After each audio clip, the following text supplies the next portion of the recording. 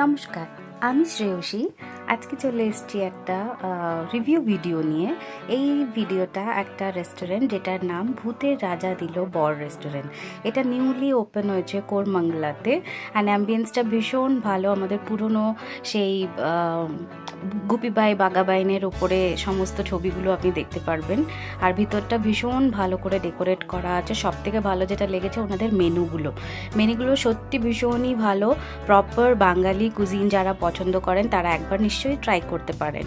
ওখানে যেটা সব থেকে বেশি ভালো লেগেছে সেটা হচ্ছে ওনারা সমস্ত খাবারগুলো কাঁসার থালাতে পরিবেশন করেছিল। ভীষণই ভালো লেগেছে। আমরা একটা হীরক রাজার থালি নিয়েছিলাম। সেই থালিটাতে সমস্ত খাবারগুলো খুব ভালো ছিল। স্পেশালি বলবো মাছগুলো যথেষ্ট ফ্রেশ আর ভীষণ ভালো লেগেছে আমাদের সবার। আপনারা যদি প্ল্যান করছেন একবার নিশ্চয়ই ঘুরে আসতে পারেন।